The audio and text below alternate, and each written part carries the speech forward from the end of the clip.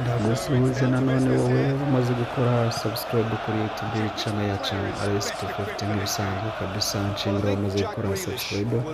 Nawe utarakora subscribe ngusaba ngo udukorere subscribe kabisa, kugira ngo tujye tubana mu biganiro ndetse n'amakuru agezweho kuri channel. Tujya mu mpande zose z'isi tukareba n'ibiki bigezweho, n'ibiki byashimisha abantu, n'ayo makuru abantu baba bakeneye kumenya.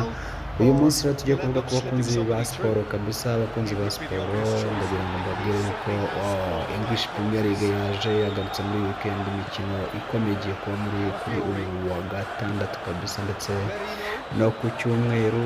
Abakunzi ba Man City, Arsenal ndetse na Chelsea the Blues, mbabwira yuko izi kipe zigiye kumanuka, ndetse na Tottenham zitegura finali izabahuza kuri 22 ndetse na Champions League mu cyumweru gitaha. Ubwo mukore subscribe kugira ngo tuzamenye imikino